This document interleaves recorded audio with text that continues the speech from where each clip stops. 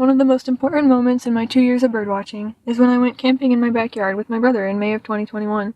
When I woke up at 7 in the morning, I heard more birds than I had ever heard at one time before, and I had never seen a hummingbird before. The rarest bird I've ever seen had a pigment disorder called leucism. In February of 2021, a group of about 10 chipping sparrows became frequent visitors to my bird feeder, but one of them looked different. It had a bright white head while the others had brown, and I found out that this individual bird had a pigment disorder. The possibility of finding a leucistic bird is 1 in 30,000, so I felt very lucky to have seen it. When I went to Georgia last summer, one place I visited was Amicalola Falls. Before we climbed the intense staircase to the top, we ate lunch in a calm clearing by a creek. When I got up to explore, I watched a small, dusty brown bird land on a tree branch. Is it? No, it couldn't be. But I checked my Audubon app, and it is! An eastern phoebe! This is a bird I see often at home in the winter, but I never knew they spent their summers in Georgia. A couple months ago, I went to Busch Gardens with my friend who works there, and we fed the rainbow lorikeets.